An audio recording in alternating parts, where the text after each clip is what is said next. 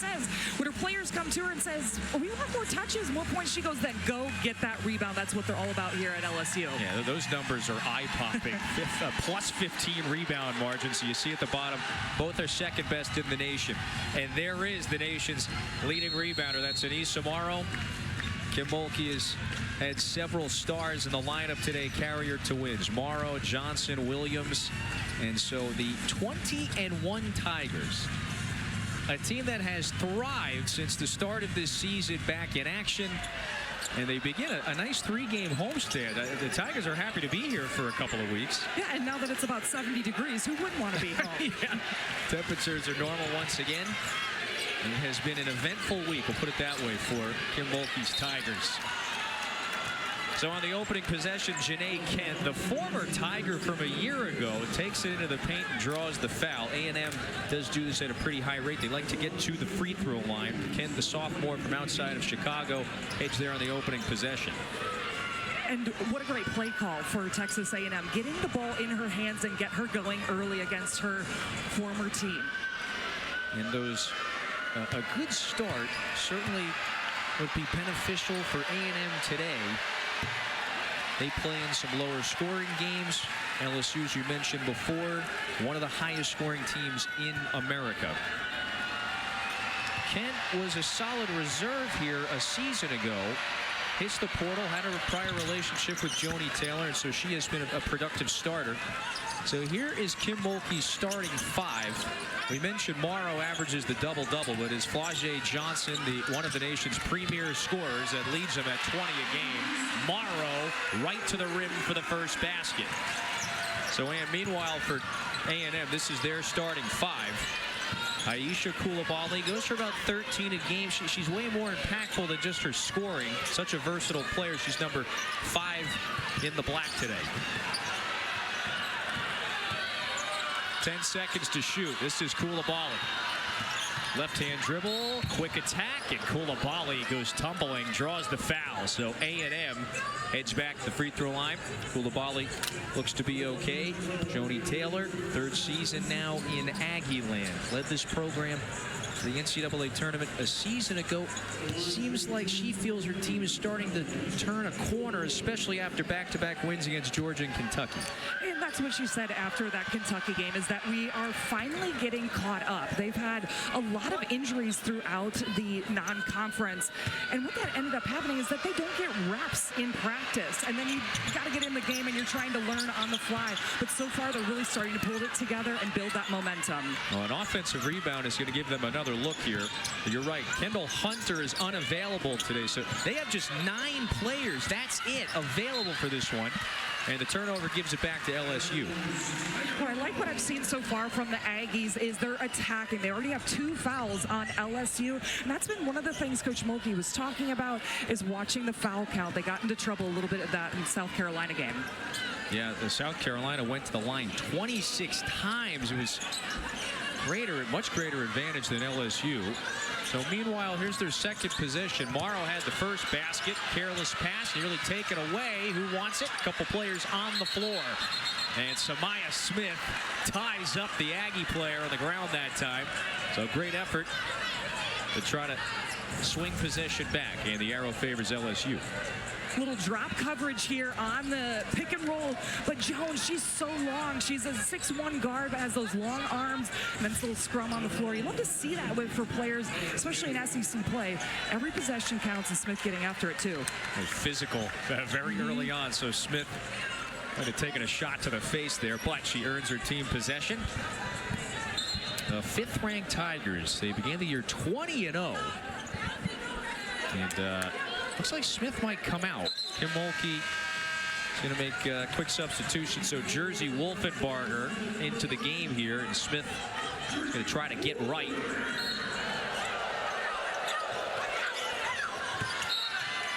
Last touch by A&M, so LSU will inbound once more.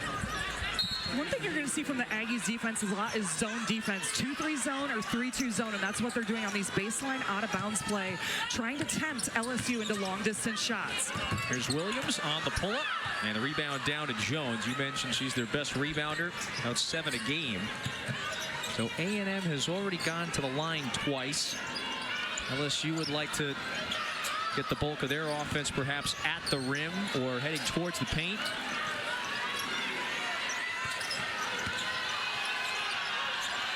Late shot clock offense. This is Kent, goes behind the back, picks up the dribble, near giveaway.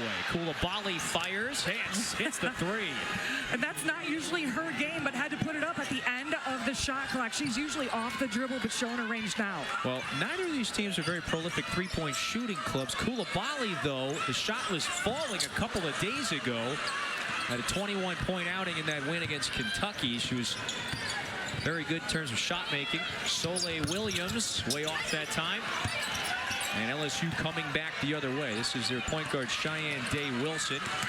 Feeds Johnson in transition. That's good.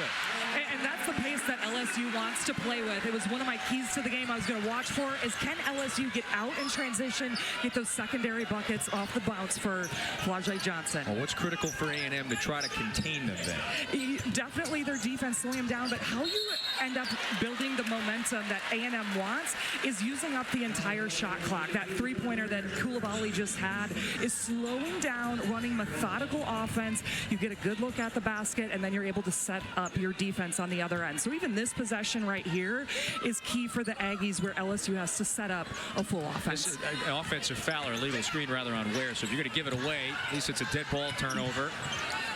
Right on, exactly. No live ball turnovers against LSU, and now they give it back. Yeah, so consecutive illegal screens. I think that was on Wolfenbarger. Again, she just checked in for Samaya Smith. He's trying to get right there at the end of the bench after getting hit in the face. And you can see it here by Wolfenbarger. She just shuffles her feet, and that is one of the keys. You have to be set and square to your player using that screen. The Aggies, they've played in low-scoring games, average about 66 points a game. And a long two is off the mark from Koulibaly. Scored 61 in the victory against Kentucky. Johnson with the quick crossover. Pass is too far over Wolfenbarger. Said good idea, but another giveaway. And so A&M is on the move. And if A&M doesn't have a look in transition, that's usually when they're going to pull it back out. But hey, you got your best shooter.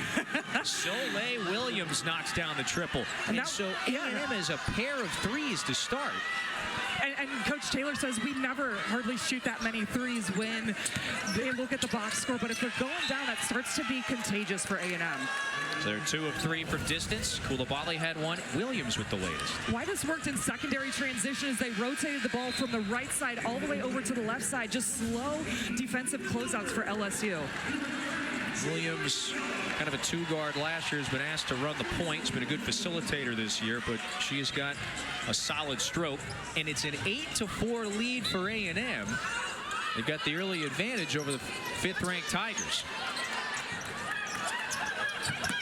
That pass knocked away, stays here with LSU, so 11 on the timer. Texas A&M has been jumping through these passing lanes in the zone, really causing disruption for LSU. And that's what we're talking about, is making the Tigers use that entire shot clock. Now they only have 11 left. Well, the turnovers are helpful. Even the deflections can lead to so many good things defensively. It was a really good defensive performance on Thursday. Johnson to the rack, gets fouled. And so Flau'jae Johnson, one of the nation's premier scorers, is at the line. And I like that action by Johnson and LSU, is when you're already behind in the first couple of minutes here in the first quarter, is taking the ball downhill, getting to the rim and trying to get some easy looks at the free throw line. Boy, not many teams do it better than LSU. Top 15 in America, free throws made and attempted. Johnson is there quite a bit. Boy, her offensive game just continues to evolve. The junior from Savannah scoring about 20 a game this year. And when you're getting to the free throw line, that means you're being the aggressor. You're putting all gas, no brakes, and that is what Johnson wants to do here for the Tigers. So Aaliyah Del Rosario with some early minutes. Wolfenbarger sits down. Remember, Samaya Smith, that's one of LSU's starters, got whacked in the face earlier, so she remains at the end of the bench. So early run here for Del Rosario. Kaylin Gilbert into the game as well for the Tigers. Jada Richard, the freshman, was guarding Soleil Williams that time. This is Jada Malone. Picks up the dribble, giveaway, and the freshman has it. Richard pushing. Richard pulls up and hits it. So the rookie makes a nice play here to tie it up. Yeah, a little tough one-on-one ISO there behind the back and stop and pop in transition. Nice from the freshman. Might see a good bit of Richard today. Last tier Poa unavailable today. And so the freshman might get a whole bunch of run today against the Aggies. Here's Koulibaly trying to go back to work. She spins, draws another foul, and so she'll head to the line for a second time today. And last possession, just a miscommunication on this pass. You see Richard, a little behind the back, a little shimmy. She measures that space, stop and pop. And on the other end, Koulibaly getting to the free throw line. She loves to take it downhill. She's going to get these Tigers in foul trouble if they're not careful there. Koulibaly, very dynamic, all-conference top scorer again. This is consecutive seasons now that the native of Bamako, Mali, has led the club in scoring. And this is a missed free throws notwithstanding. This is a solid start for A&M. Halfway mark here in the first. Richard trying to use the Morrow screen. Bounce pass to Johnson. Deep position there in the paint by Del Rosario. A little too much contact, and they get Malone for her first. So A&M with the 1-point edge in Baton Rouge. Just getting started here inside the Maravich Center. 9-8 the score.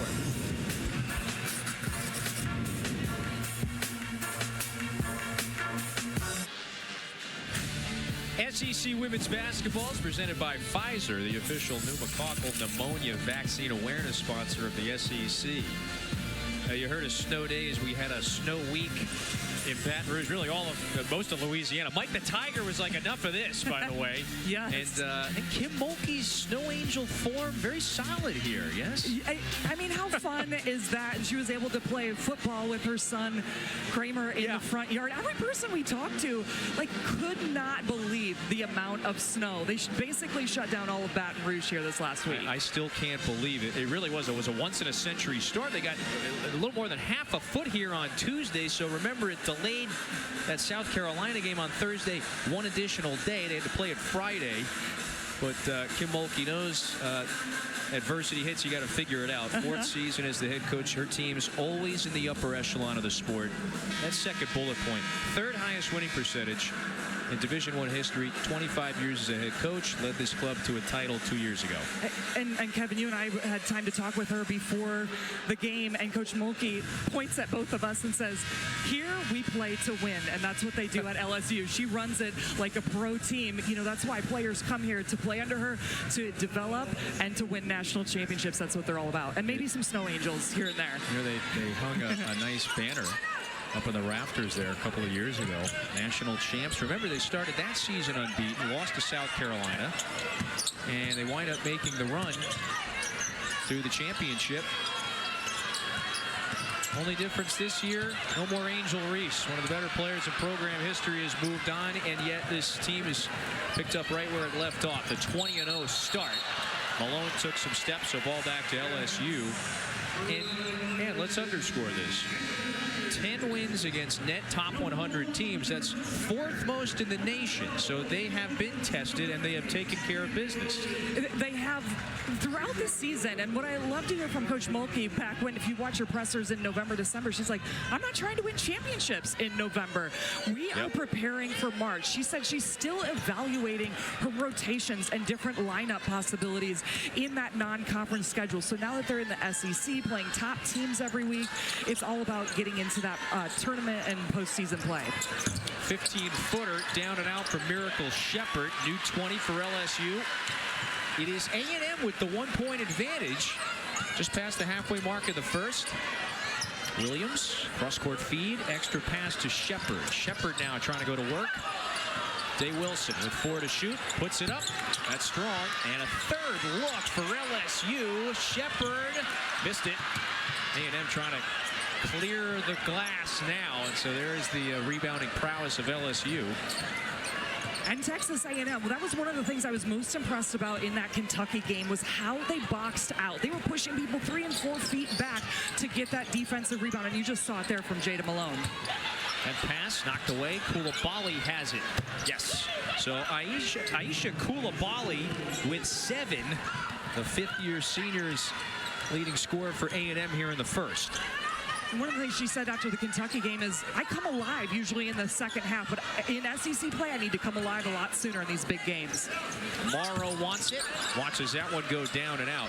So A&M, 3 out of 5 from the floor. And meanwhile, LSU is just 30% shooting. They've missed 7 times on that end, including their last 5.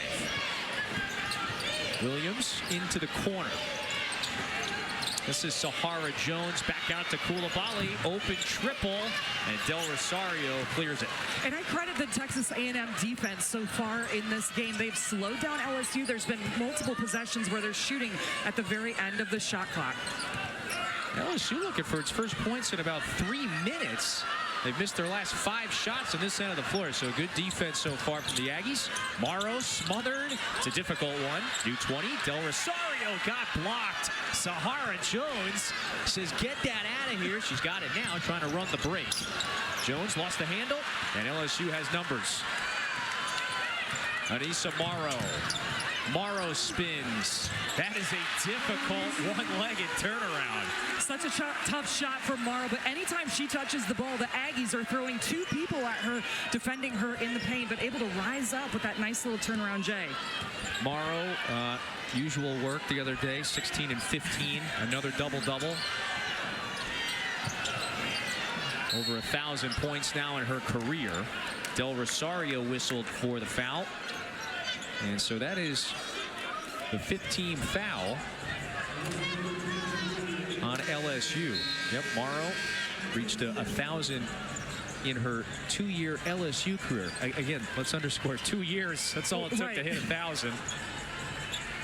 So very impressive. A senior from Chicago, 2 years at DePaul, All-American there. She's trying to win a title, perhaps, with LSU before her career comes to a conclusion. And she said that, you know, she's had so many individual accomplishments and accolades, but this is the year that she wants to win the title, and that's why she came here to LSU, is for that opportunity. She said, I watched them in that Final Four run and wanted to be a part of it. Meanwhile, Malone missed them both, and yet LSU was on the end line there. So Samaya Smith back on the floor, by the way, got hit in the face in the first few minutes of this one. She's back out there, but momentum took her out of bounds. So A&M has missed 5 free throws in this first quarter. That is a large total, yet they still have the 1-point edge. They've run some good stuff on this side of the floor. Little flip shot, that's down. And so the latest from Talia Parker gives A&M the 3-point lead. Excellent action going towards the rim, even with the talls from LSU in the middle of the lane. Stop and pop over top of the rim. A&M playing with a little mojo. They've been in a groove of late. Back-to-back wins, the latest on Thursday against Kentucky. Coulibaly comes away with it. Coulibaly was thinking about it. Sahara Jones, or pardon me, that's Parker, or that was Jones. She left it a little short. LSU back into the front court. Williams gets fouled, so that's the first on Jones. 14th foul on A&M. And that for LSU right there is their bread and butter. That's the action they want to have, is Williams on the side with a 2-man game with Morrow, coming off that pick and roll and seeing some action, get something going to the rim. You know, Morrow, Johnson, they get so much attention. Here's Williams scoring 16 a game this year in her sophomore season. The reigning Rookie of the Year has taken a great step forward offensively. Flau'jae Johnson wants 3. That's way off. A&M ball. And you mentioned the free throws, missing those free throws opportunities for Texas A&M. One of the other things I'm going to be watching for is their turnovers. They already have 5 in this first quarter, but if they're able to execute, get some crisp passes against this Tiger defense, they're going to get more looks at the rim.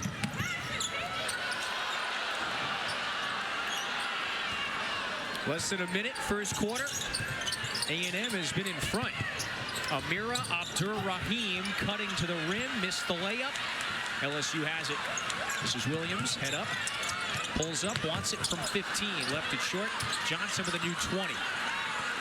So about a 7-second differential between shot and game clock. Morrow with another 1-point game. Shot clock off for A&M. So that's 6 for Morrow. She's got half of her team's points in the first. She just makes it look easy down there, doesn't she? Yeah. Physical presence. Erica Moon off the bench. 3 seconds. Offensive foul. LSU ball with 1.6. First on Coulibaly.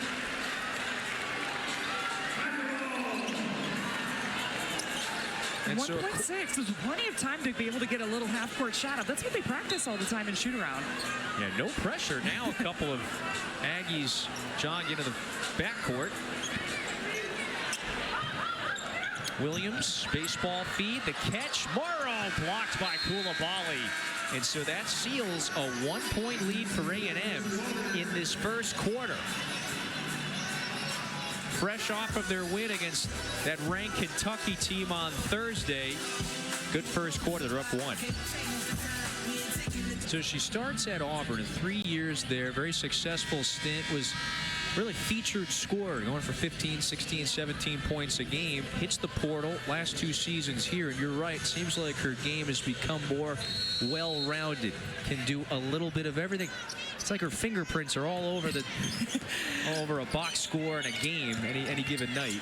That's right. And so many WNBA scouts come and watch her because her build and physicality is something that fits perfectly into the pro game. And when you get to the pros or being drafted by, colleges right now, you don't have to score 20 points a game to be drafted. You have to be able to rebound, defend, be able to take it off the dribble, and she's able to do that in her full package. Really does feel like she's got the professional upside. That's what makes this matchup unique. Coulibaly, Morrow, Johnson, you got a whole bunch of probably future pros on display. Lest we forget Michaela Williams. There's her first. And she goes off for a little pro hang time move right there. So LSU takes the lead. Now A&M shot well from the field in that first quarter. It's a foul on Wolfenbarger.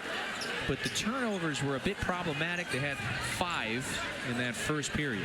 And that's what LSU wants you to do. This is also one of the best defensive teams in the nation, not even just the best offensive team. The Tigers have played an incredible schedule, a lot of great games, but don't mind their defense because Coach Mulkey is all about that. And that's where Texas A&M just needs to slow down, play their pace, and be able to complete those passes.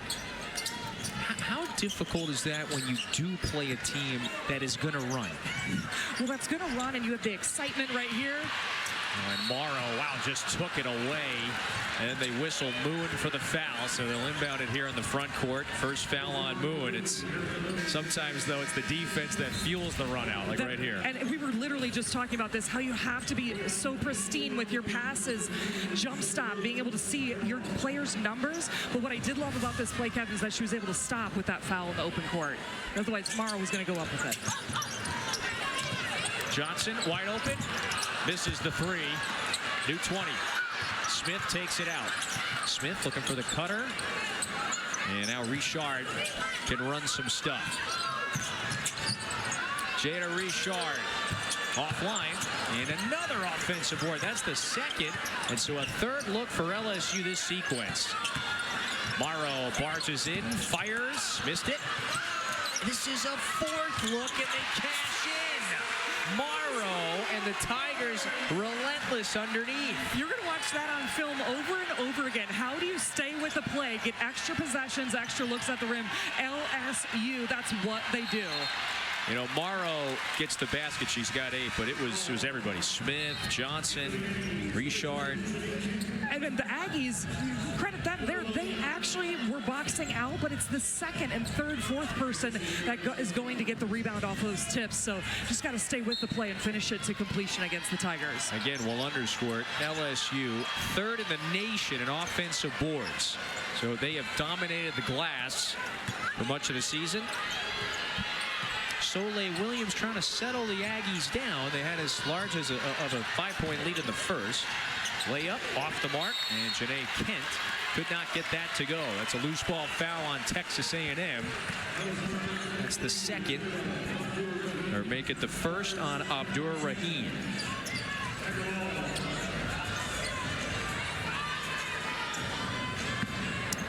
Here's LSU, less than 48 hours removed from the heavyweight bout, the main event, if you will, on Friday. It was supposed to be Thursday. Snow pushes it to Friday.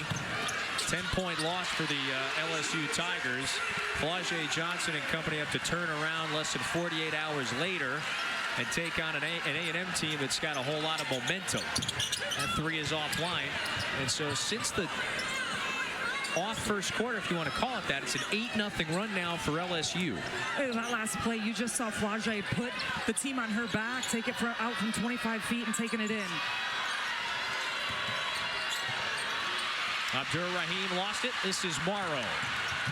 Morrow to the rim. Got it. Timeout A&M. It's a 10-0 LSU run. And Anissa Morrow is now on a rampage. You're feeling the vibes here in the PMAC. Anissa Morrow getting in the passing lane. She splits two. She's got her Tigers on a run.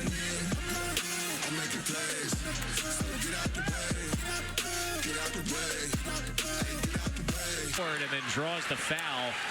You know, the word that we'll probably use, Johnson there, gives Williams a pat on the shoulder. Word we'll probably say often today, just relentless. LSU is on the glass. Yeah, and as soon as you said soar, I was like, she was flying up there to get that board. Hey, so our women's hoops triple header, let's remind you, this next Sunday. It starts with Auburn and South Carolina at noon. Mississippi State in Baton Rouge to take on this LSU team follows, and then a top 15 battle in Norman, Kentucky and Oklahoma. That's at 4. Texas A&M as well. So pardon me, not triple header, but that was a quadruple header next Sunday. And every time you see those teams, you see the rankings next to them. It's like, oh my gosh, I got to watch that game. I got to watch that game. Oh, wow, that three is on the money from Williams, so that's her second. I can watch that three all day. That was such a high arcing shot. Williams, one of their best shooters for the Aggies. That's two now. She's really good in that Georgia win. There's the zone you mentioned from A&M. And LSU in this zone wants to move the ball, like you saw Williams off the dribble, attack the middle, and keep rotating the ball in rotations. Ware closes out on Williams nicely. Cross-court feed. There's a three. Left it short. Then a collision.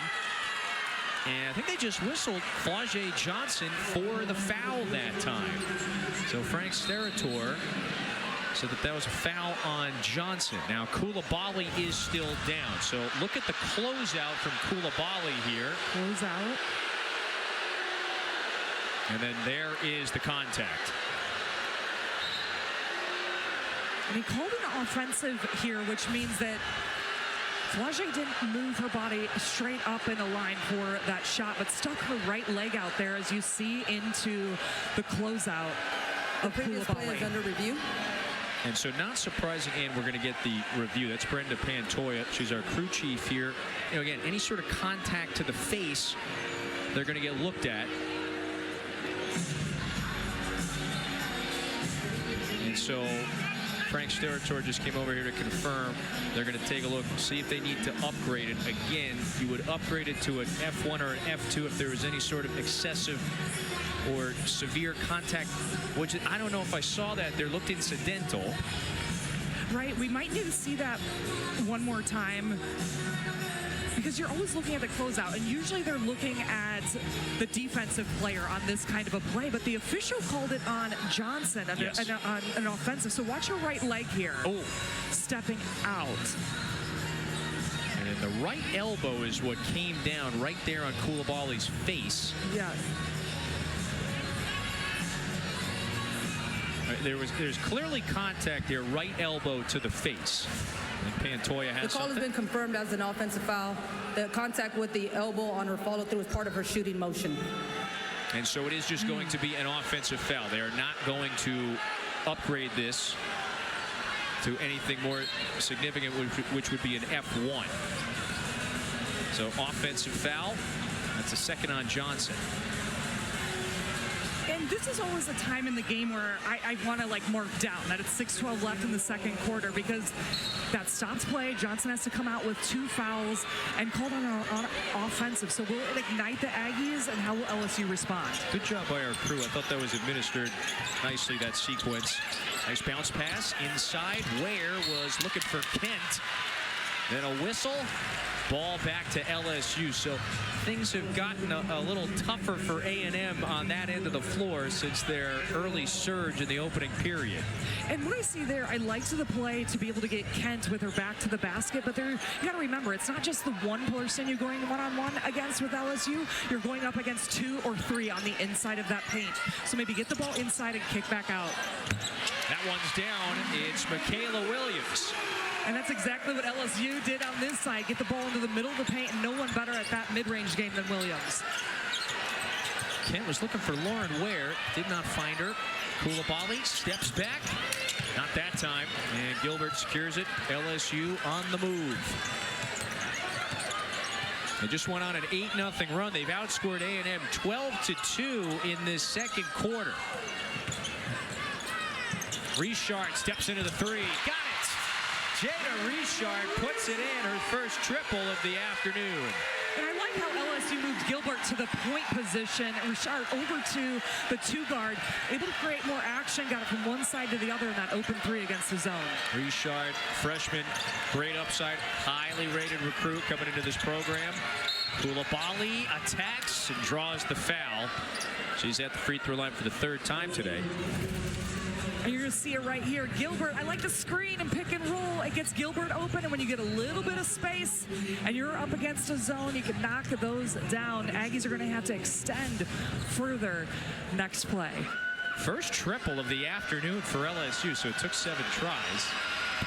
Meanwhile, Koulibaly and the Aggies continue to struggle with some of the free throw woes. In a game like this, they're 3 of 9 at the line.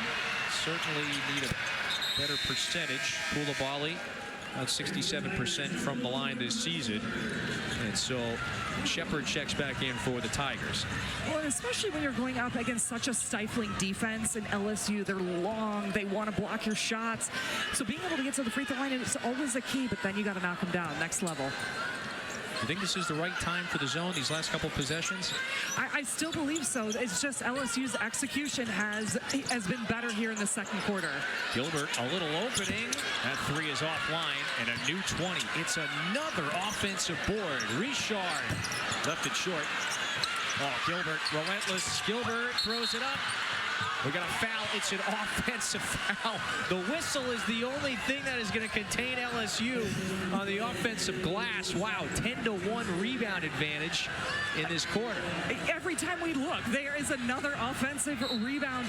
But you asked about the zone. It's one thing that the Texas A&M is known for. However, when you're in a zone, it is so hard to match up and get those box outs. And that's what you're seeing right now is LSU. If you're not matched up to get that box out, they're getting those O boards. And we have seen several of those 2, 3, 4 possession sequences, or shot sequences, I should say. Koulibaly, right-hand dribble. They swing it around. Soleil Williams, way off. And the rebound down to Smith.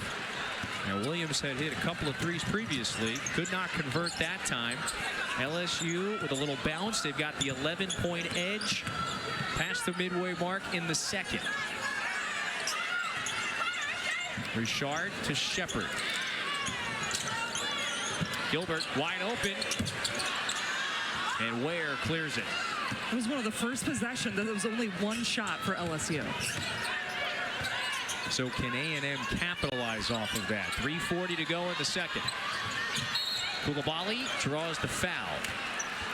And so that is the 15th foul on LSU. So they are in the penalty. Koulibaly goes back to the line where she's 3 of 6 today. So she has been there very often.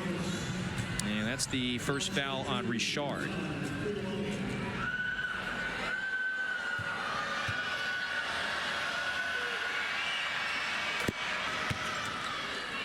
So while we have a moment, let's let you know, Wednesday night, men's hoops doubleheader.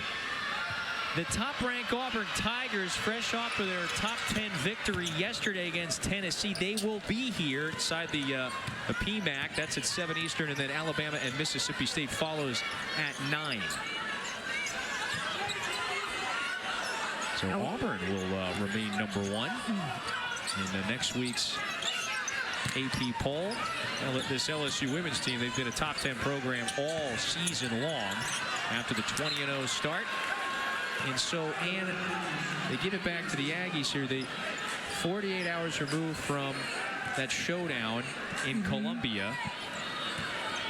Physical, defensive game. They only scored 56. It was a close game throughout. That's right. Got the 9-point advantage here.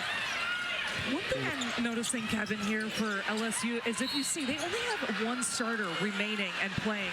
And a lot of people after that South Carolina game talked about the depth of the bench of South Carolina. But right now for the Tigers, you're getting to see a lot more players being able to play critical minutes. There is some foul trouble. You see Johnson, Morrow, Day Wilson, Williams that are sitting out right now. Well, Johnson objects to that prior foul call. Coulibaly is now at the line for a 5th time today. And Brenda Pantoja, I think, is telling Kim Mulkey, you got to cool it here with 3 minutes to go in the second. 8-point lead for the Tigers. They have had a little extra burst here in the second. They've outscored A&M 15-6 now. Most of A&M's points coming at the free throw line, so they have struggled to get much done offensively against the rugged LSU defense this quarter. Still a 7-point game. And coaches will always say that's how you remain in games, is getting to the free throw line. But look at Ware. Well, we got a no-look pass. Ware with consecutive blocks. So they neutralize Del Rosario underneath. Here's a 3 in transition. Del Rosario has it.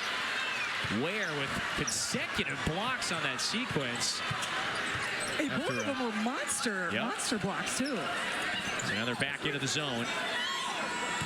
7-point game.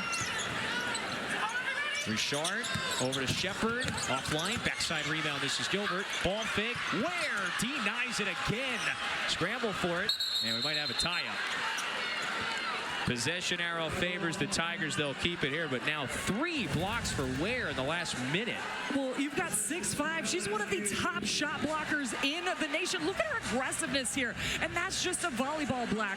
She credits playing volleyball in high school, being able to work on her timing and really seeing the different angles. And she is also coached under Coach Taylor, who was one of the best shot blockers in her college days, so has been able to learn and really excel at that craft.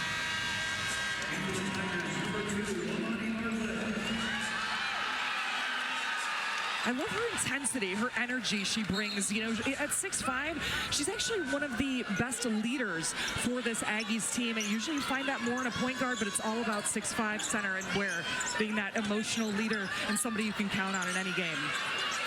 Ware guarding Smith. Smith picks it up over to Richard. That's good. 7-point first half for Jada Richard. Only played about 8 minutes a game this season, and it's been a great start. So here's Coulibaly getting help to her feet now. Just the heartbeat of this A&M team getting help to her sideline. Again, not being able to put pressure on that right knee. Came down on it awkwardly when she was driving to the basket, planted down with the right, immediately grabbed at that right knee. That's always just a tough moment here, Ann, for Coulibaly and the Aggies. It's always heartbreaking for any player when you see them go down like that. She's not able to put any pressure on it. And, you know, the Texas A&M team has, ran through quite a number of injuries and knee braces, as we were talking about at shoot-around before. It's just really tough. Well, we wish Coulibaly the best. She has been a wonderful ambassador, not just for A&M. She's been in this SEC for 5 years, all conference, and was playing at a very high level this season. And so she is held back to the locker room. A&M down 9. You must try to recover. This is always the most difficult ask. You got to refocus here quickly. Richard fires, left the 3 short, and Erica Moon has it. A&M had leads in that first quarter led by as many as 4. Find themselves down 9 here late in the first. There's a foul there. It's the first on Shepard. What I see for Texas A&M in this moment when Coulibaly, your best player and leading scorer, goes out is maybe to get Jones going. She's one of their top seniors, second leading scorer, number 24. And I think she's somebody that can take it off the dribble and kind of be leaned on a little bit more as Texas A&M tries to find their new flow of an offense here in this game. Well, it's tough. So, you know, your teammates, you just have to try to reset quickly after something like that. You saw how they immediately ran to Coulibaly, sensing immediately. Yeah, she was in quite a bit of discomfort. So that's Parker, gets one at the line there.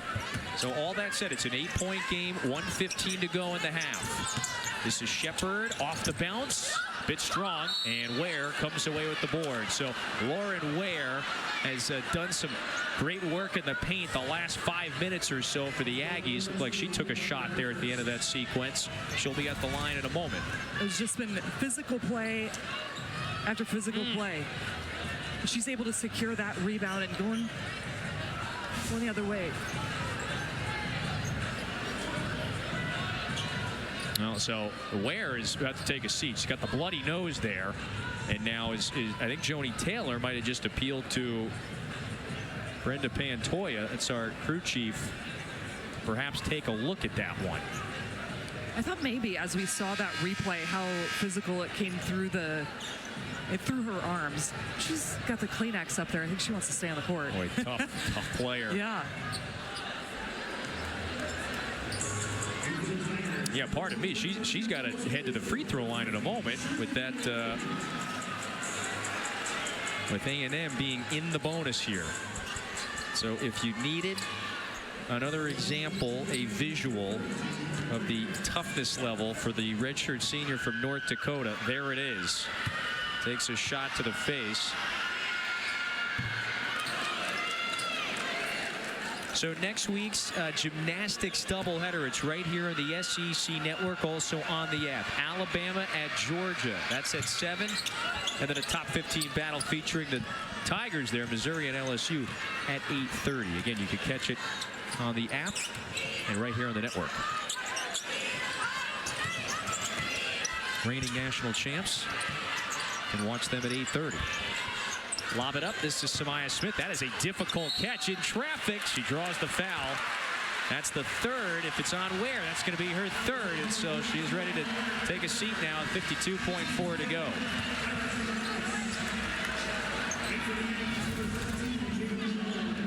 Excellent zone play. You're lobbing it over top of that back line of the defense, and Ware gets caught underneath and out of position for the block that time. So that is something to remember now. Coulibaly is in the locker room. Lauren Ware to the bench with her third foul. You know, and in the last couple of minutes, you see A&M has tightened things up a bit. LSU was ahead by as many as 12. It's a 6-point game. Final minute of the second quarter.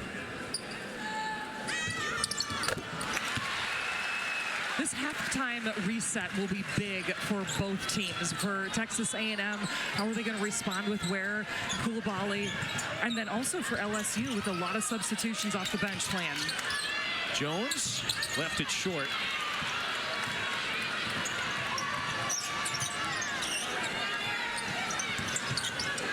Richard drive and kick. Gilbert couldn't get one off.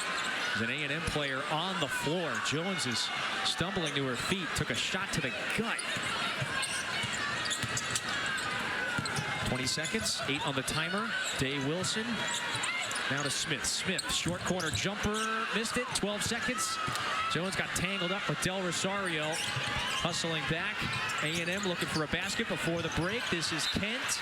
Stays here with 4.1. The physicality level continues to rise in this one. So A&M, what do they have here? 4.1, down 7. And take a look here to get the ball into Jones or Kent. Also Parker, 2 great shooters for Texas A&M. Moon triggers. This is Malone. 3 seconds. Couple of dribbles. Puts it in. Jada Malone with a big one for A&M to get it back to a 5-point game at the half. Or a nice little floater from your center off the baseline. Huge bucket to get the Aggies into halftime. Something to keep an eye out. The rest of the game will keep you updated is Aisha Coulibaly's status. It's LSU by 5. Let's go to Charlotte now. Alyssa, Coach Harper standing by. Welcome back to SEC Network Basketball. It's presented by Pfizer. We Back Pat Week. It continues in Baton Rouge. High above the LSU campus. The 5th-ranked Tigers, 20-1 on the year, held to 30 points in that first half. So they do have the 5-point edge over Texas A&M. Welcome back inside the Maravich Center. That's Ann O'Neill, former Iowa State All-American Kevin Fitzgerald with you. So interesting game how this one has played out. A&M had the early advantage in that first quarter. LSU then went on a run to kind of seize momentum. They have the 5-point edge. Yeah, we saw them for a bright light. Those first 5 minutes of the second quarter, what LSU wants to do is get out in transition and get some buckets going. But the momentum, the pace has really favored the Aggies, been able to stay in the game so far. Well, LSU has done a number of things right today. Their offensive rebounding prowess has been fully on display. They got 14 offensive boards in that first. And so many tips like you're going to see here. And a lot of times your second shot is the best shot because the defense is not set. They're nervous looking at the ball. And then you get a couple of different closeouts. You're going to see Morrow here slipping through and being able to do that. And big for LSU, 14 offensive rebounds. And that was what kept them in scoring in that second quarter. That was really big. The first half played out in very unique and interesting ways. Let's remind you, Aisha Coulibaly, Texas A&M's leading scorer and their best player, suffered what was very obviously a right knee injury with 1:51 to go in that second quarter. She could not put any pressure on the right knee afterward, had to be helped to the locker room. Soleil Williams offline on the 3, and it's Lauren Ware who comes down with the offensive board. So we will give you an update on Coulibaly, but it would not be surprising if she does not return the remainder of this game. A&M with 4 on the shot clock. Kick back out, extra pass. Jones has to recognize. Good ball fake. Did she get it off in time? I don't think so. So that's a shot clock violation. LSU ball.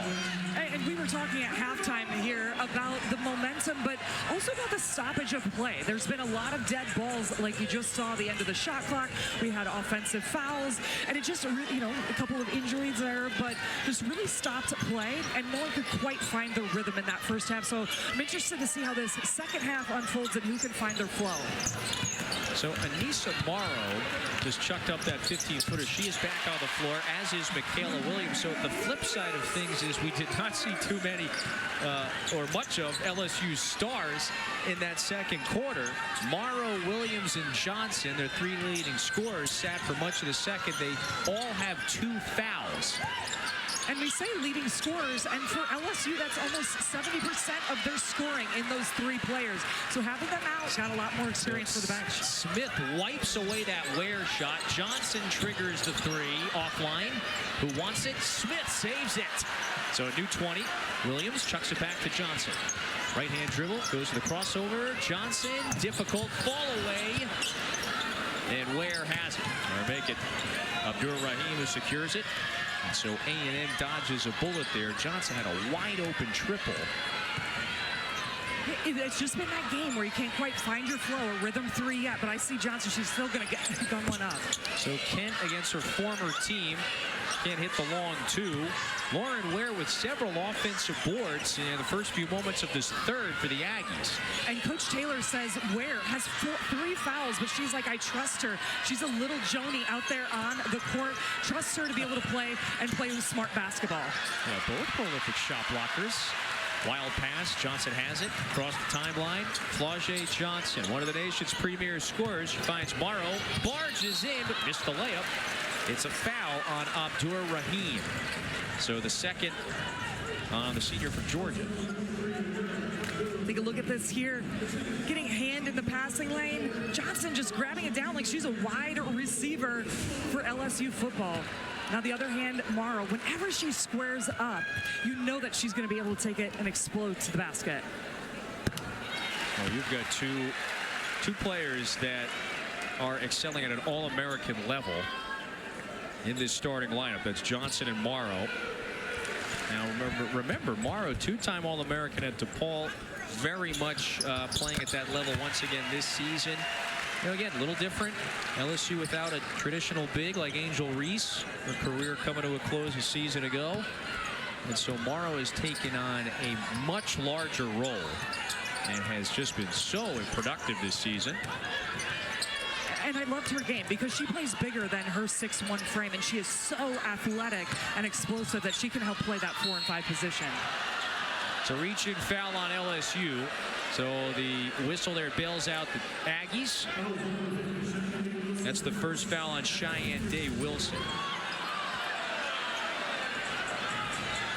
See Day Wilson trying to get a little more action. Good call. 9-point lead for LSU. Abdur-Rahim comes to set the screen. Williams, bounce pass, stolen by Johnson again. It's a 3-on-2. Johnson, accelerator, wild layup, and she draws the foul. Flau'jae Johnson bounces right back up, and the junior heads to the free throw line. And just a heads-up play here. You got that second line of defense, which is what you have to watch out for against LSU. You see Flau'jae flying down the passing lanes and able to bring it the other way. That's what the Tigers need, a little bit more, a little more pace, and get a little more juice going in their game. So Johnson has 8 points. Well, and that was missing in that second quarter. A little bit of a choppy pace. So LSU here with a nice burst. They have begun the third quarter on a 5-0 run. Flau'jae into double figures again. That's every game she scored 10 or more. She's got a couple of steals today as well on the defensive end. And those double-figure games go all the way back into last season. That's how reliant she has been on one of the foundation pieces for LSU. Premier scorer and player. Nearly knocks it away. Here's a drive, pull up. Feed it to Ware. Abdur-Rahim knocked out of bounds. 4.2 to shoot for the Aggies. And we mentioned this earlier in the first quarter, but the Aggies, that's what they want to do, is take a lot of time off the shot clock. Their pace is much slower, averaging about 66 points per game, so they want this to be a half-court game versus LSU. Abdur-Rahim goes up, got it to go. Amira Abdur-Rahim with her first basket, so she would not be denied that time. Williams on the pull-up, left that one short. Loose ball foul on LSU, so that's another on Smith. That's the second on Samaya Smith. And that's one of the biggest questions right now you see out here, Kevin, is what are the Aggies going to go to for offense after Coulibaly goes out with that injury? And I loved that move by Amira Abdur-Rahim going to the basket. She's so quick off the bounce. I think people like her are going to have to step up, getting Jones and Ware and Parker a little bit more involved in the offense. Fifth-year senior. She has earned a lot more minutes lately. Coulibaly out for the rest of the game. Ware denied by Smith. Whoa. Vicious rejection by Samaya Smith. We heard that with our headphones on. Well, wow. All the way over here. Loud, literally. My goodness. I think you can hear this through the microphone. Check that out. And Ware stands at 6'5", so Smith getting up with those long arms, putting it into the stands. She has been a great rim protector. She is their shot block leader. And it has been a resurgence this season. Remember, after she missed all of last year with the ACL injury. And I've really liked her game and how she's been able to find her role in this LSU team, which is a lot of rebounds, setting screens, and scoring when you're open on the block. Well, we have heard the whistle a number of times here in this third quarter. That is a foul on LSU. Coach Mulkey can't believe it over there. So that was on Williams, her third. Moon looking for an opening. Ware, dribble handoff. This is Parker. Difficult fall away. New 20. Jones goes up. Jones is blocked. Stays here with Texas A&M. But it is Smith once again with the denial.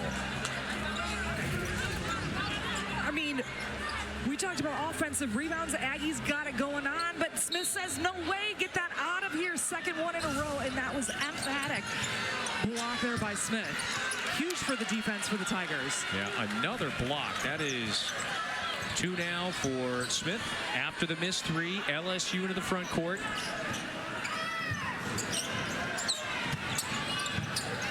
Flau'jae Johnson lost it. Last touch by the Tigers, so A&M has it.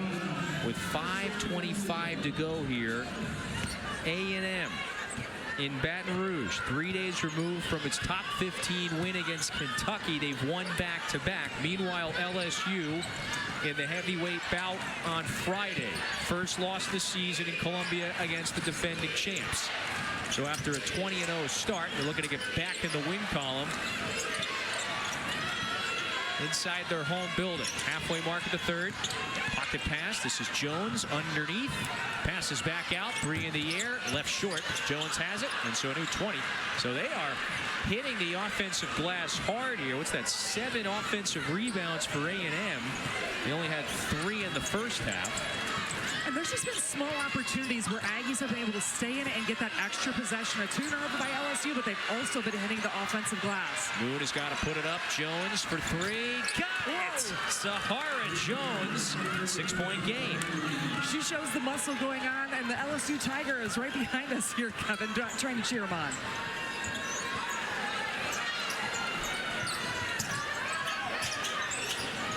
Cross-court feed to Johnson. Triggers.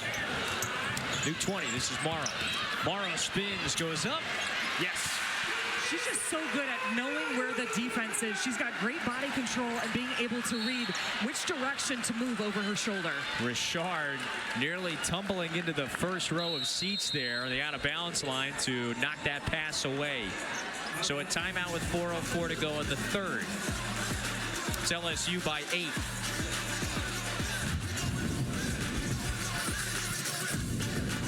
That's a foul on Wolfenbarger. Quickly picks up her third.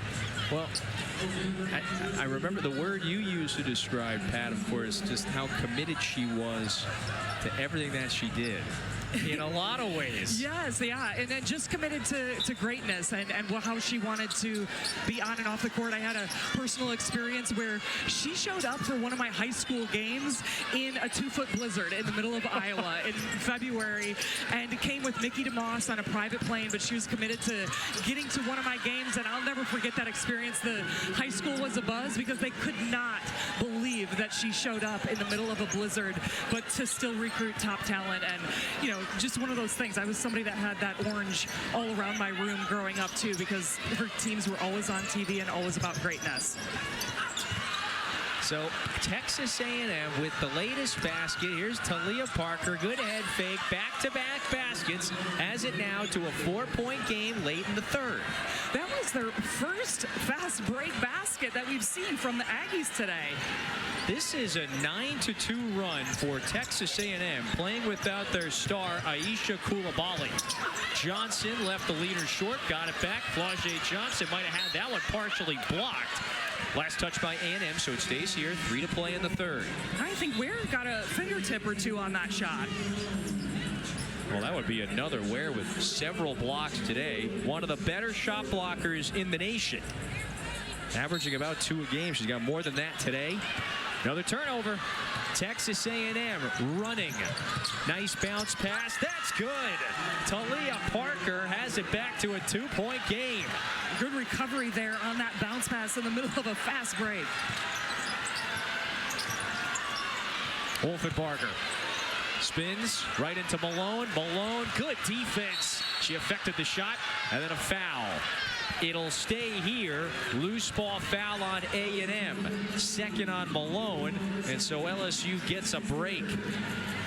Malone couldn't beat that. The Aggies were about ready to be out and running again. So LSU with Morrow on the bench. They're back out there now, I should say. Have possession with 2:37 to go in the third. And they're going to reset the shot clock to 20. But all of a sudden, this game is tightened back up. 2-point game. Morrow automatic from the block. And that's how you run a baseline out of bounds play. Get Morrow a little push, little shove underneath there, get some space and put it up.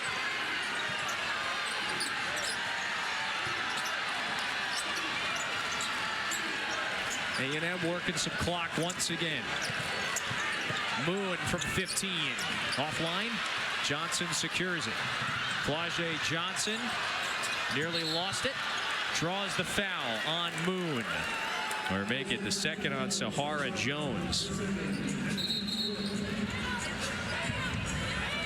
So Texas A&M, again, on the heels of that fine defensive performance on Thursday against Kentucky, they're holding LSU to 29% shooting from the floor, and they've made 1 3. That's it. And that's what they did in that Kentucky game, where they held them from 1 to 18 from 3, something that Kentucky loved to do. And now they're getting LSU into a slow, methodical game, out of a rhythm, and that's going to favor the Aggies.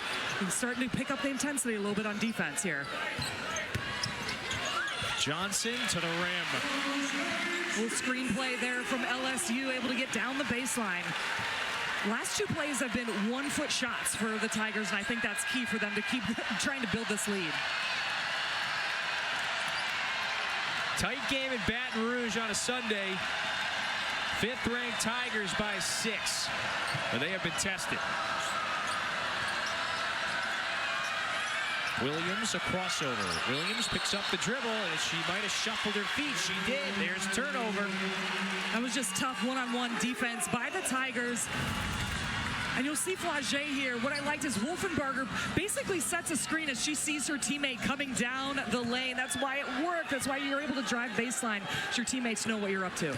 Latest 2 baskets, to your point, from your 2 stars, Johnson and Morrow previously. That duo has 28.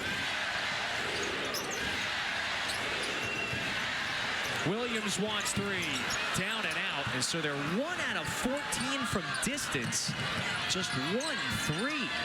And this position is key here for Texas A&M. The last 2, they've had it taken a tough mid-range jumper and then a turnover. They're going to need to get something going to the basket.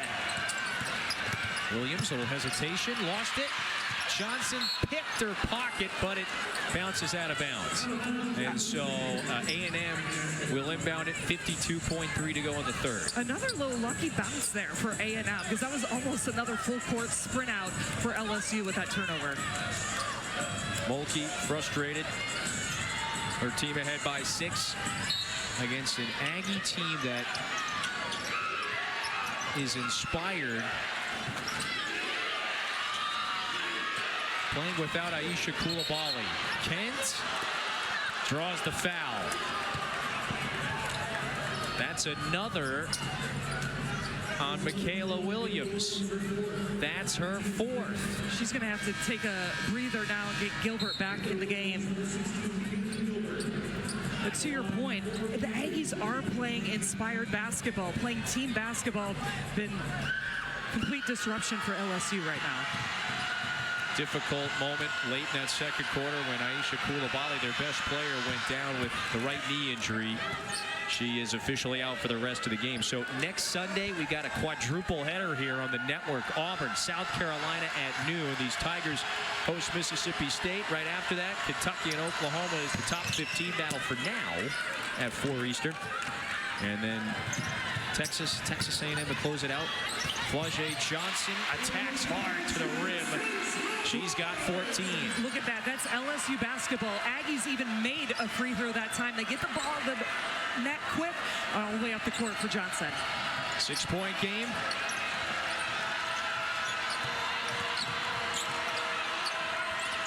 Parker thought about it. Steal.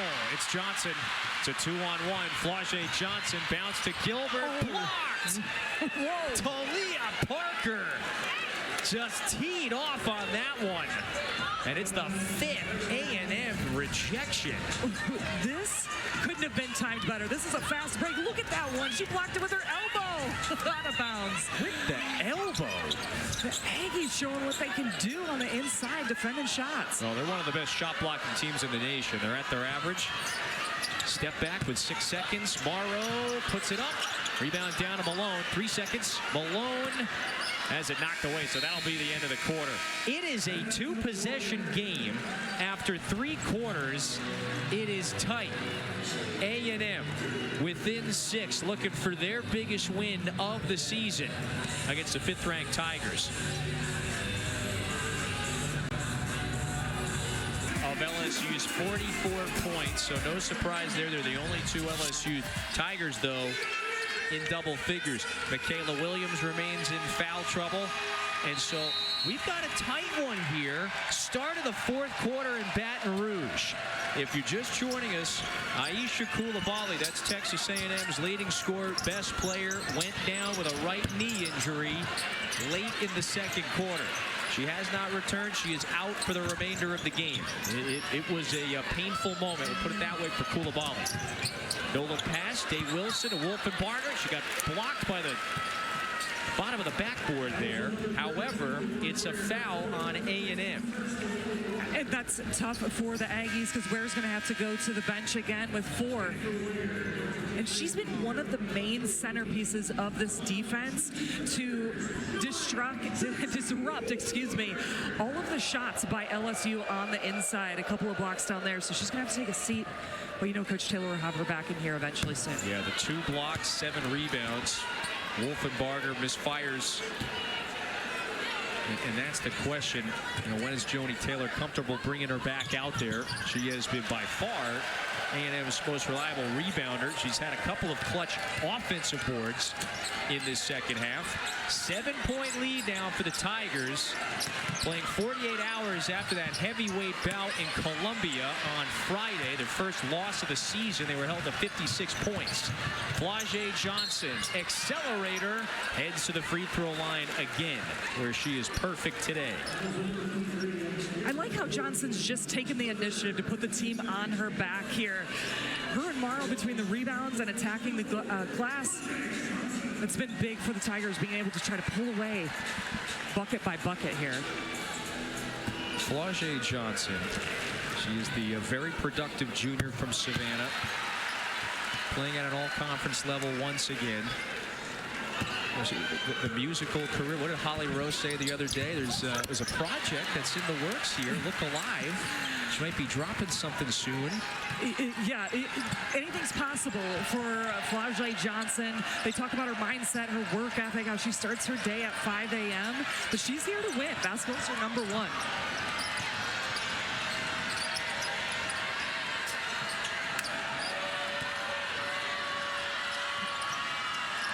A&M has fallen behind by 9. 4 seconds on the timer. Williams had it knocked away. Do they notice? Here's a heave. Shot clock violation. And a nice defensive sequence by LSU. They're digging in now early in the 4th. Yeah, their energy right there across the board for the entire 30 seconds was next level after the quarter ended.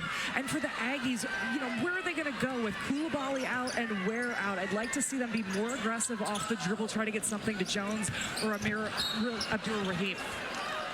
It's a lot of offense, and so Morrow and Abdur-Rahim got tangled up there at the end of the sequence. So Abdur-Rahim is asking Brenda Pantoja to confirm something there. So like Abdur-Rahim, she had some words for Morrow at the end of that sequence. They have been battling posting up. You know, the ball wasn't going inside, but their both post up and post defense was really getting intense in the inside. So Malone just checked in for her. Aggies trying to turn the stop into some points. Soleil Williams. No room to squeeze one off. Williams, a spin, puts it up, puts it in. Soleil Williams with an athletic move. And she's left-handed, spun back right. A fancy move for Williams, and they needed that bucket. Day Wilson out to Johnson. Passes up the 3, drive and kick. This is Gilbert walking for her first triple. Not that time, new 20. Or rather, excuse me, that didn't hit the rim, so shot clock won't reset. LSU does have it here, 20 on the timer in a moment. Hey, when the Aggies needed a basket, look at this, Williams. That was full speed ahead on that Spinderella move, finishing with the right hand.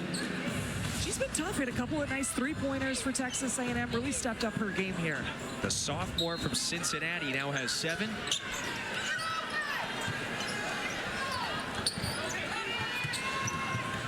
Day Wilson, the veteran, guarded by Williams. Tries to split a pair over to Gilbert. Gilbert with the left-hand dribble, puts it up, can't hit the floater, and then a foul. And you see that over the back call for the Aggies. I actually think that's not too bad of a call because you know that Morrow's going to get that rebound if you don't try to get in there and mix it up. It's a foul on Parker. Morrow leading the way with 16. 7 of 14 from the field, has 7 rebounds. And a rare miss at the line. Men's hoops doubleheader starts right here in Baton Rouge on Wednesday. So LSU will host the #1 ranked Auburn Tigers, and then a top 15 battle, Alabama in Starkville to take on Mississippi State. That is at 9 on Wednesday. So LSU gave Alabama on the men's side everything it could yesterday. And they're looking to bounce back against Auburn on Wednesday. That 3 is down. Another one for Texas A&M. Talia Parker has the latest. She has 10. 5-point game, 7:25 to go. And Parker was critical in that game over Kentucky. 4 for 4 from the field. Watching her step up. A&M trying to turn the turnover into points. Day Wilson picks the pocket of Moon. Day Wilson now, head of steam, no look, block! Whoa, Parker denies Morrow. It's a block party in here, my goodness. Oh, well, what a pass by Johnson on this fast break. No look, baby, but Aggies, again, same block. Get it out of here. Keeping them in the game. That is a vicious one. 6 blocks now. Parker has a couple. The freshman from Grand Prairie, Texas. Morrow lost it. Morrow trying to regather. Ball back to A&M. You know, LSU, they're just trying to separate, pull away. The Aggies are not letting them do it. Well, with that block right there, too, what that is, Kevin, is that you're not giving up on the play. It's not over yet. And continue to, the Aggies just creeping back every single play. Contested leaner. It was off the mark that time. New 20. Williams with an open 3. Cashes in. It's a 2-point game.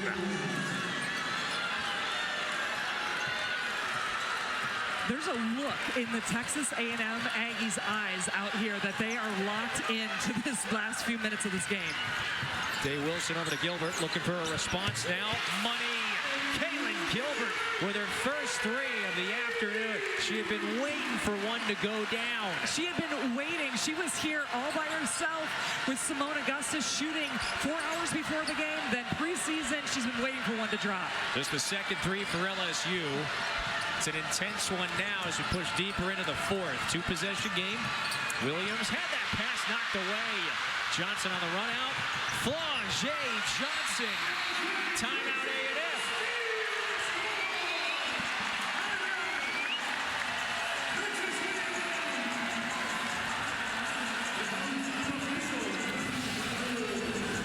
Flangé jumping through the passing lanes. She might be a rapper, but she is smooth like R&B. She's got the Tigers up. Come on back for the finish. TC Women's Basketball is presented by Pfizer, the official pneumococcal pneumonia vaccine awareness sponsor of the SEC. Alumni Week, Alumni Day inside the Pete Maravich Center. We have got former Tigers from just about every decade. Remember the program, 50th anniversary, 74-75, their first season. By the way, one alum, she's on the staff now. Simone Augustus, yep. 2-time Wooden Award winner at LSU, first overall draft pick in 06, Olympic gold medalist. Naismith Hall of Famer. So, yeah, nice to have her on staff this year. That's right. And when you have, the players here at LSU, they talk about, hey, we walk in to the PMAC every day and we see our coach's statue out in front and how inspiring that is. So when they want to get shots up and Simone Augustus is rebounding for you and giving you assists, you know you're going to get better every time. Got a whole bunch of Final Four banners in the rafters here. She's responsible for several of those. So this iteration of LSU Tigers ball, they start 20-0. The lone loss Friday, 2 days ago, to the defending national champs in South Carolina. In this game, they have tried to pull away from a very stingy A&M team that is coming off its best win of the season against Kentucky, Another three is down. Parker is on one right now. She's got 13. She's hit a couple of clutch triples in this fourth quarter, and it remains a tight one with 5:30 to go. ATO and calling her number right out of that, hitting them big. Like I mentioned, she was huge against Kentucky in that fourth quarter win, and now she's coming up with a steal. Now a turnover. Parker has it, nearly lost the handle. Up ahead, Kent to Williams, puts it up. Kent gets the board. Kent blocked. That was Wolfenbarger who rejected the shot. And so LSU gets back, and the rim protection there prevents another Aggie basket. 4-point lead. Williams playing with the 4 fouls. Cross-court feed to Gilbert. Gilbert working off the screen. Nowhere to go. Dangerous pass. Johnson secures it. Johnson in the lane. Flau'jae Johnson with her 12th 20-point game of the season. Splits that 2-3 zone defense. Gets right into that midi. A nice little floater over top of Malone.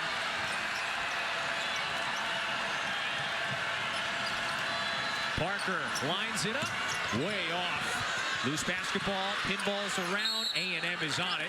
Tie up, possession arrow favors the Aggies, so they will have it, and when we return, 4:27 to go in the fourth. And what would LSU be today without their stud, Flau'jae Johnson? Another 20-point game for the star. She is just the leader you want on your team. Split the D, little fadeaway, one step.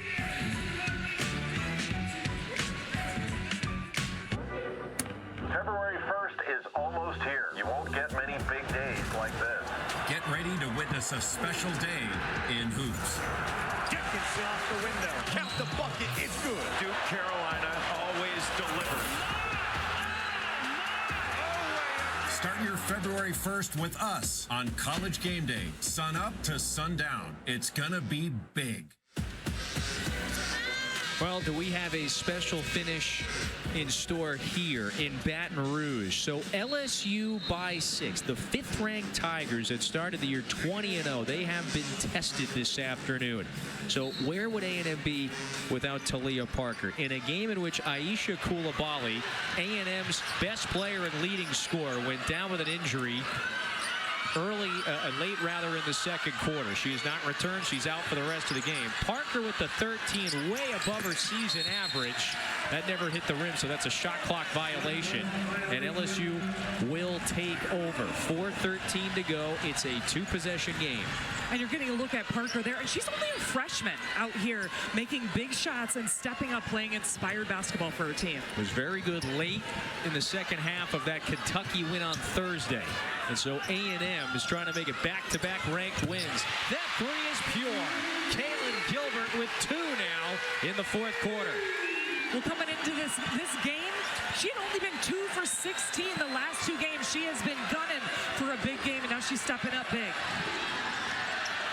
10-3 run now for LSU. They have stretched it back to a 9-point advantage. Trying to lock in when it matters most. Kent couldn't secure it. Turnover.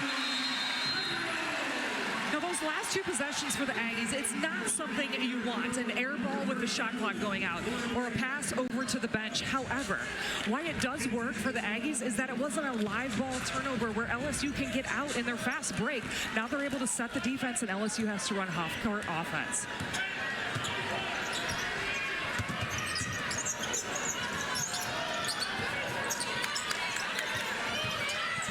Gilbert trying to take Moon off the bounce. Over to Johnson. Jab step. Flaugier Johnson starts to attack. Finds Gilbert. Corner three. Knocked out. A&M ball with 3:08 to go. So rather, the signal is LSU ball.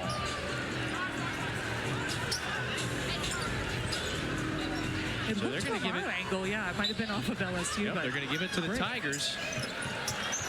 Little one-hand pass to Johnson from Morrow. That one goes down and out. Gilbert secures it. And so it's another 20 for LSU. They hammer the offensive glass, as is their MO, at the most critical time.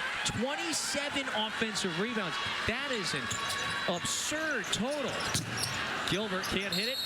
And Wolfenbarger, there you go, earns her team a couple of free throws to potentially get it back to a double-digit lead late now in the fourth. And when you look at box scores and you're watching, top-tier women's college basketball, 27, now 28 offensive rebounds. You don't see that in box scores. It is next level.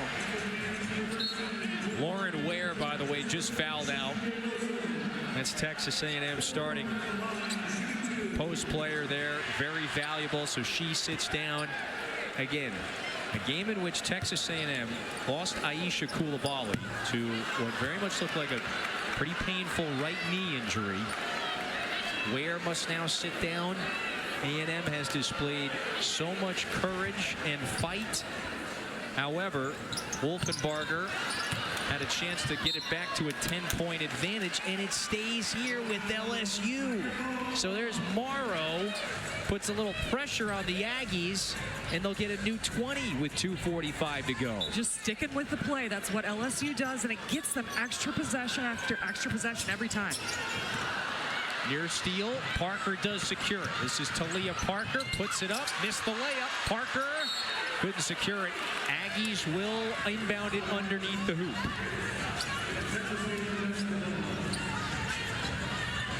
Parker, one of her better games in her rookie season.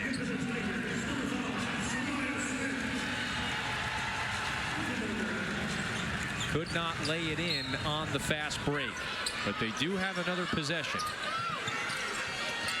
Here's Jones, offline. Rebound to Morrow. That's now 9 boards for Anissa Morrow, the best rebounder in America. And we've got a whistle with 2:26 to go. So they might be checking on the clock. Shot clock says 14 right now. Yeah, so they have to reset it, get it back to the accurate number. And now LSU, again, up 9. Time is now beginning to be on their side.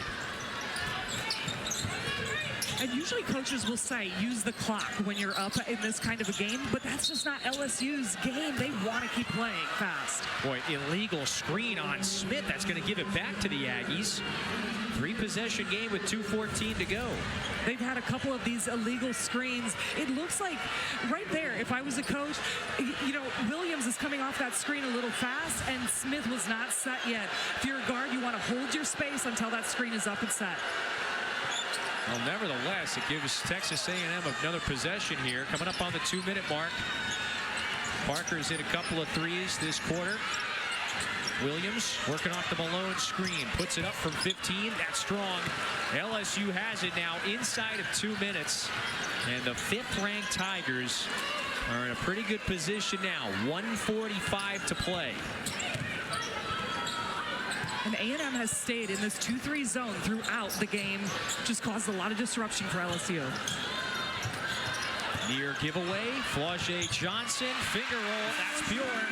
She shakes her head at the crowd like, yes, ma'am, I made that one going down the lane. Just another day at the office. Yeah, right. 22 for Johnson, one of the premier scorers in America. Jones draws the foul, and Sahara Jones is going to the line. It's not going to please the head coach. However, here's the latest from Johnson. What Flaugier has been elite at is getting into that middle third of the court. That's where you can break down a zone between the guards, making a nice little shot. That's multiple jumpers she's been able to hit in the middle of the lane. I think you're right on. That A&M defense in the zone, it was effective, especially in that third quarter. However, Johnson has been too much to handle today. Again, 22 of LSU's 60.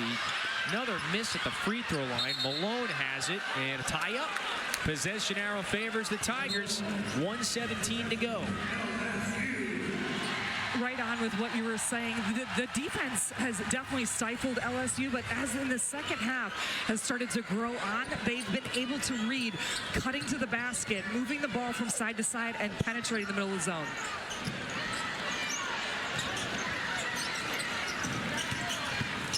Johnson attacks once again, throws up the layup, rebound down to Morrow, so she now does officially have another double-double and 19 points to go along with it. LSU in a great position. Jones hesitated momentarily, can't hit the three. 45 seconds to go now, and LSU in position to bounce back from the loss to South Carolina on Friday. And so even with the 48-hour quick turnaround here, they're very much in position to get to 21-1.